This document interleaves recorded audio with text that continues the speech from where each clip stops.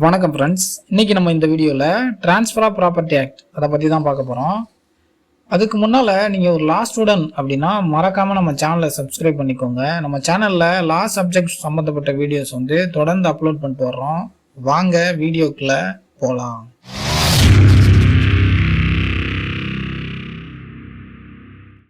First நம்ம இந்த transfer of property act எந்த சூழ்நிலையில கொண்டு வந்தாங்க அப்படின்னு பார்த்தோம்னா 1882க்கு முன்னால ஒரு ப்ராப்பர்ட்டி ரிலேட்டட் இஷ்யூஸ்லாம் டீல் பண்றதுக்கான எந்த ஒரு ப்ராப்பரான கோடிஃபைடு லா அப்படிங்கிறதும் கிடையாது. மக்கள் அவங்களோட கஸ்டம்ஸ் மற்றும் பர்சனல் லாவை பேஸ் பண்ணி அவங்களோட ப்ராப்பர்ட்டி ரிலேட்டட் இஷ்யூஸ் சால்வ் பண்ணிட்டு வந்தாங்க. இது ஒரு சில குரூப்புக்கும் மற்றொரு குரூப்புக்கும் வித்தியாசமா இருந்துச்சு. அதனால அவங்களுக்குள்ள நிறைய கன்ஃபியூஷன்ஸ் உருவானுச்சு. அவங்களுக்கு இடையில சில டிஸ்பியூட்லாம் அதிகமாக உருவாகிறதுக்கான காரணமாக இருந்துச்சு. இதனால தான் பிரிட்டிஷ் கவர்மெண்ட் என்ன பண்ணுறாங்கன்னா 1 ஜூலை 1882 இந்த டிரான்ஸ்ஃபர் ஆஃப் ப்ராப்பர்ட்டி ஆக்டை லீகலாக என்ஃபோர்ஸ் பண்ணுறாங்க. இந்த டிரான்ஸ்ஃபர் ஆஃப் ப்ராப்பர்ட்டி ஆக்ட் எந்தெந்த விஷயத்தெல்லாம் டீல் பண்ணுது அப்படின்னு பார்த்தோம்னா, முக்கியமாக நம்ம 3 கொஸ்டினுக்கு இந்த transfer of property act answer பண்ணுறதா இருக்குது அப்படின்னு பார்க்கலாம். ஃபர்ஸ்ட் என்ன அப்படின்னா, என்ன மாதிரியான what kind of property can be transferred அப்படிங்கிற அந்த கொஸ்டினுக்கு ஆன்சர் பண்ற மாதிரி, அதாவது எந்த மாதிரியான ப்ராப்பர்ட்டி எல்லாம் டிரான்ஸ்ஃபர் பண்ண முடியும் அப்படிங்கிறத டீல் பண்றதா இருக்கு.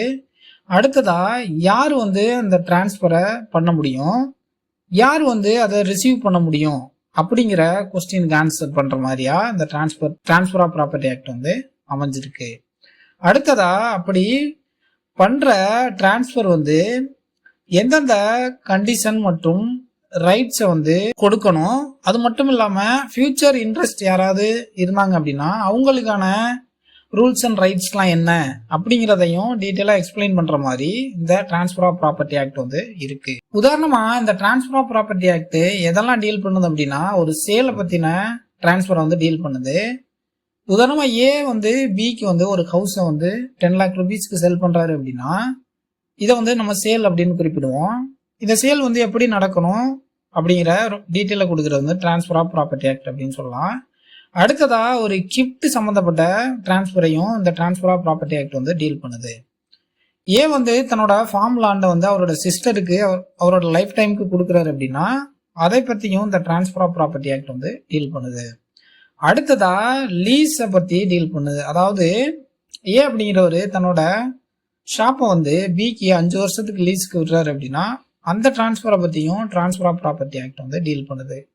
அடுத்ததா மார்டேஜை பொறுத்த வரைக்கும் ஏ அப்படிங்கிறவரு தன்னோட இடத்த அடமானமா வச்சு பேங்க் கிட்ட லோன் வாங்குறாரு அப்படின்னா அந்த மார்டேஜ் ரிலேட்டட் டிரான்ஸ்ஃபரை பத்தியும் இந்த டிரான்ஸ்ஃபர் ஆஃப் ப்ராப்பர்ட்டிலாம் எக்ஸ்பிளைன் பண்ணுது. அடுத்ததா எக்ஸ்சேஞ்சை பத்தியும் இந்த டிரான்ஸ்ஃபர் ஆஃப் ப்ராப்பர்ட்டி ஆக்ட் பேசுது. உதாரணமா ஏ அப்படிங்கிறவர் தன்னோட பிளாட்டை பி கிட்ட கொடுத்துட்டு பியோட ஹவுஸை டிரான்ஸ்ஃபர் பண்ணிக்கிறாங்க அவங்க 2 பேரும் அப்படின்னா இந்த டிரான்ஸ்ஃபர் சம்பந்தப்பட்ட டீட்டெயில்ஸை இந்த transfer of property act explain பண்றதா இருக்கு.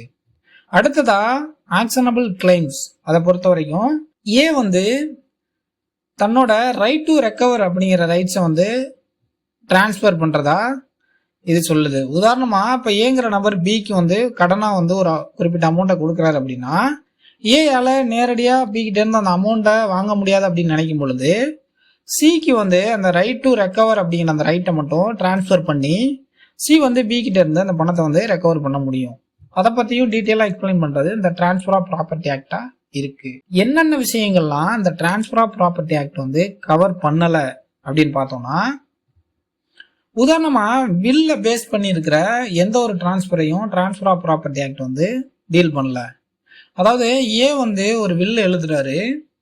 அதுல என்ன சொல்றாருன்னா, என்னோட இறப்புக்கு அப்புறமா என்னுடைய வீட்டை பிக்கு கொடுத்துருங்க அப்படின்னு ஒரு உயில் எழுதுறாரு அப்படின்னா இந்த உயில் சம்பந்தப்பட்ட டிரான்ஸ்ஃபரை பத்தி இந்த transfer of property act deal பண்ணாது.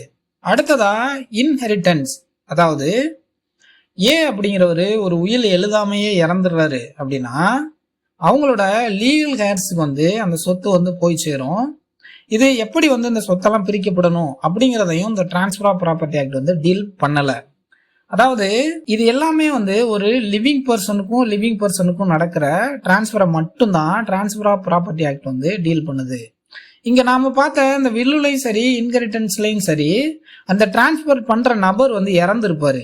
அதாவது டிரான்ஸ்பர் ஆஃப் ப்ராப்பர்ட்டி ஆக்டை பொறுத்த வரைக்கும் உயிருள்ள நபருக்கும் இடையில நடக்கிற டிரான்ஸ்பரை பத்தி மட்டும்தான் பேசுதே தவிர இறந்த ஒரு நபருக்கும் உயிருள்ள நபருக்கும் இடையில நடக்கிற டிரான்ஸ்பரை பத்தி அது டீல் பண்ணாது. இந்த வில் மற்றும் இன்ஹெரிட்டன்ஸை வந்து இந்தியன் சக்சஷன் ஆக்ட் மற்றும் ஹிந்து சக்சஷன் ஆக்ட் வந்து டீல் பண்றதா இருக்கும்.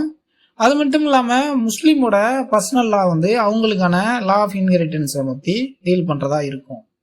இங்க நம்ம தெரிஞ்சுக்க வேண்டிய ரொம்ப முக்கியமான ஒரு விஷயம் என்னன்னா, டிரான்ஸ்பர் ஆஃப் ப்ராப்பர்ட்டி ஆக்டை பொறுத்த வரைக்கும் ஒரு உயிருள்ள நபருக்கும் மற்றொரு உயிருள்ள நபருக்கும் இடையில நடக்கிற டிரான்ஸ்பரை மட்டும்தான் இந்த டிரான்ஸ்பர் ஆஃப் ப்ராப்பர்ட்டி வந்து டீல் பண்ணுது. ஒரு உயிரற்ற நபர் எழுதின வில்லையோ இல்ல அவர் இறந்ததுக்கு அப்புறம் அவருடைய சொத்து வந்து யாருக்கு போகும் அப்படிங்கிற விஷயத்தையோ இந்த டிரான்ஸ்பர் ஆஃப் ப்ராப்பர்ட்டி ஆக்ட் வந்து டீல் பண்ணும். உயிருள்ள நபருக்கும் இடையில நடக்கிற டிரான்ஸ்பரை இன்டர் வைவோஸ் அப்படின்னு நம்ம சொல்லுவோம். இந்த இன்டர் வைவோஸ் அப்படிங்கிறது ஒரு லாட்டின் டேர்மா இருக்கு. இதோட மீனிங் என்ன அப்படின்னா பிட்வீன் த லிவிங், அதாவது லிவிங் பர்சனுக்கு இடையில் நடக்கிற அப்படிங்கிற மாதிரி அதுக்கான மீனிங் இருக்கு. நம்ம ஆல்ரெடி சொன்ன மாதிரி இந்த டிரான்ஸ்பர் வந்து ஒரு லிவிங் பர்சனுக்கு இடையில தான் வந்து நடக்கும். இதை பத்தி சொல்ற டெஃபினேஷன் என்ன அப்படின்னா, அதாவது section 5 of transfer of property act என்ன சொல்லுது அப்படின்னா, டிரான்ஸ்பர் ஆஃப் ப்ராப்பர்ட்டி அப்படிங்கிறது ஒரு லிவிங் பர்சனுக்கும் இன்னொரு லிவிங் பர்சனுக்கும் இடையில ஃபியூச்சர்லயோ பிரசன்ட்லயோ நடக்கிற ஒரு டிரான்ஸ்பர் தான் அப்படிங்கிறத எக்ஸ்பிளைன் பண்ணுது. லிவிங் பர்சன் அப்படின்னு இங்க transfer of property act section 5ல குறிப்பிடுறது ஒரு உயிருள்ள ஒரு நபரை மட்டும் இல்லாம ஒரு கம்பெனியும் குறிக்கலாம், அதே போல ஒரு அசோசியேஷனையும் அது குறிக்கலாம், ஒரு ஃபர்ம்ஸையும் அது குறிக்கிறதா இருக்கலாம். அடுத்ததா எதெல்லாம் டிரான்ஸ்பர் பண்ண முடியும் அப்படின்னு பார்த்தோம்னா, மூவபிள் ப்ராப்பர்ட்டி மற்றும் இம்மூவபிள் ப்ராப்பர்ட்டி அப்படின்னு ரெண்டு வகையா நம்ம அதை பிரிக்கலாம். பொதுவா மூவபிள் ப்ராப்பர்ட்டியை பொறுத்த வரைக்கும் சேல்ஸ் ஆஃப் குட்ஸ் ஆக்ட் 1930 தான் வந்து முழுக்க டீல் பண்ணும். டிரான்ஸ்பர் ஆஃப் ப்ராப்பர்ட்டி ஆக்ட்ல ஒரு சில செக்ஷன்ல தான் மூவபிள் ப்ராப்பர்ட்டியை பத்தி எக்ஸ்பிளைன் பண்ணியிருப்பாங்க. மூவபிள் ப்ராப்பர்ட்டி அதுக்கு மீனிங் என்னன்னா, நம்மளால ஈஸியா மூவ் பண்ணக்கூடிய ஒரு எல்லாமே வந்து மூவபிள் ப்ராப்பர்ட்டி அப்படின்னு சொல்லலாம். இம்மூவபிள் ப்ராப்பர்ட்டியை பொறுத்த வரைக்கும் ஒரு பொருள் வந்து எர்த்தோட அட்டாச் ஆகிருந்துச்சுன்னா, லைக் லேண்ட், பில்டிங், வால்ஸ், இதெல்லாமே வந்து நம்ம இம்மூவபிள் ப்ராப்பர்ட்டி அப்படின்னு சொல்லலாம். இப்போ மூவபிள் ப்ராப்பர்ட்டிக்கு டெஃபினேஷன் வந்து section 3 subclause 36 of General Clause ஆக்ட்ல வந்து மென்ஷன் பண்ணியிருப்பாங்க. அதாவது மூவபிள் ப்ராப்பர்ட்டி அப்படிங்கிறது எதெல்லாம் இம்மூவபிள் ப்ராப்பர்ட்டி இல்லையோ அது எல்லாமே மூவபிள் ப்ராப்பர்ட்டி அப்படிங்கிறத எக்ஸ்பிளைன் பண்ணியிருப்பாங்க. இந்த மூவபிள் ப்ராப்பர்ட்டியை பத்தி டீல் பண்ற ஆக்ட்லாம் என்ன அப்படின்னா, சேல்ஸ் ஆஃப் குட்ஸ் ஆக்ட் 1930. இதுல வந்து ஒரு குட்ஸை வந்து பை பண்றது, செல் பண்றது சம்பந்தப்பட்ட டிரான்சாக்சனை வந்து இது டீல் பண்ணும். அடுத்ததா இந்தியன் கான்ட்ராக்ட் ஆக்ட் 1872 ஒரு மூவபிள் ஐட்டத்துக்கு இடையில நடக்கிற கான்ட்ராக்டட் ரிலேட்டட் டீடைல்ஸ் வந்து இது வந்து இந்த ஆக்ட் வந்து பேஸ் பண்ணியிருக்கோம். அடுத்ததா இந்த மூவபிள் ப்ராப்பர்ட்டிக்கு எக்ஸாம்பிள் என்ன அப்படின்னா, நம்ம ஆல்ரெடி பார்த்த மாதிரி ஒரு gold jewellery, car, bike, furniture, mobile phone, laptop, cash மற்றும் செக், இது எல்லாமே வந்து மூவபிள் ப்ராப்பர்ட்டி அப்படின்னு நம்ம குறிப்பிடலாம். பொதுவாக வந்து இந்த மூவபிள் ப்ராப்பர்ட்டியை பொறுத்த வரைக்கும் நம்ம தெரிஞ்சுக்க வேண்டியது என்னன்னா, பிசிக்கலா அந்த பொருளை வந்து ஒரு இடத்துல இருந்து இன்னொரு இடத்துக்கு நம்மளால மூவ் பண்ண முடியுது அப்படின்னா இங்க வந்து ஒரு அதோட ஓனர்ஷிப் வந்து ஈஸியா வந்து நம்மளால டிரான்ஸ்பர் பண்ணலாம். அதே போல மூவபிள் ப்ராப்பர்ட்டிக்கு ரிஜிஸ்ட்ரேஷன் தேவையா? ஒரு மூவபிள் ப்ராப்பர்ட்டியை டிரான்ஸ்பர் பண்ணும்போது அது கண்டிப்பா ரிஜிஸ்டர் பண்ணப்படணுமா அப்படின்னு கேட்டா, ஒரு அதிகமான வேல்யூ இருக்கிற ஒரு மூவபிள் ப்ராப்பர்ட்டி வந்து டிரான்ஸ்பர் ஆகுது அப்படின்னா அதை மட்டும் தான் நம்ம ரிஜிஸ்டர் பண்ணணும். சாதாரணமா இருக்கிற மூவபிள் ப்ராப்பர்ட்டி எல்லாம் வந்து ரிஜிஸ்டர் பண்ண தேவையில்லை. உதாரணமா ஒரு அதிகமாக வேல்யூ இருக்கிற ஒரு வெஹிக்கிள் எல்லாமே வந்து கண்டிப்பா வந்து அதை டிரான்ஸ்பர் பண்ணும்போது நம்ம ரெஜிஸ்டர் பண்ணணும். இம்பார்ட்டன்ட் கேஸ்ல இந்த மூவபிள் ப்ராப்பர்ட்டிக்கு என்னன்னா, TV Sundaram Iyengar versus state of Madras அப்படிங்கிற கேஸ். இதுல என்ன சொல்லியிருப்பாங்க அப்படின்னா, இந்த வெஹிக்கிள் எல்லாம் வந்து கண்டிப்பா மூவபிள் ப்ராப்பர்ட்டி தான், அண்டர் சேல்ஸ் ஆஃப் குட்ஸ் ஆக்டிங் கீழே கண்டிப்பா அதை நம்ம ரெஜிஸ்டர் பண்ணணும் அப்படின்றத சொல்லியிருப்பாங்க. அடுத்ததா நம்ம இம்மூவபிள் ப்ராப்பர்ட்டி அப்படின்னா என்ன டெஃபினேஷன் அப்படின்னு பார்த்தோம்னா, section 3 of transfer of property act 1882 தான் அதை பத்தி சொல்லுது. இங்க இம்மூவபிள் ப்ராப்பர்ட்டி என்ன அப்படிங்கறத எக்ஸ்பிளைன் பண்றதுக்கு பதிலா எதெல்லாம் இம்மூவபிள் ப்ராப்பர்ட்டி இல்லை அப்படிங்கிறத சொல்லியிருக்காங்க. அதாவது standing timber, growing crops and grass எல்லாமே வந்து இம்மூவபிள் ப்ராப்பர்ட்டி இல்லை அப்படிங்கிறத சொல்லியிருப்பாங்க. இதற்கு அர்த்தம் என்னன்னா, இந்த விஷயங்களை தவிர பாக்கி எல்லாமே வந்து இம்மூவபிள் ப்ராப்பர்ட்டி அப்படிங்கிறத இந்த டெஃபினேஷன் கீழே நம்ம புரிஞ்சுக்க முடியும். அடுத்ததா section 2 subclause 6 of registration act 1908 என்ன சொல்லுது அப்படின்னா, இம்மூவபிள் ப்ராப்பர்ட்டி எதெல்லாம் இன்க்ளூட் பண்ணியிருக்குன்னா, ஒரு லேண்டு, அந்த லேண்ட்ல இருந்து வர்ற பெனிஃபிட், அது மட்டும் இல்லாம இந்த லேண்ட்ல அட்டாச் ஆகிருக்கிற எல்லா திங்ஸையுமே குறிக்கும் அப்படிங்கிறத இன்னும் டீட்டெயிலா நம்ம எக்ஸ்பிளனேஷன் பண்ற மாதிரி இந்த section 2 subclause 6 of registration act வந்து நமக்கு சொல்லுது.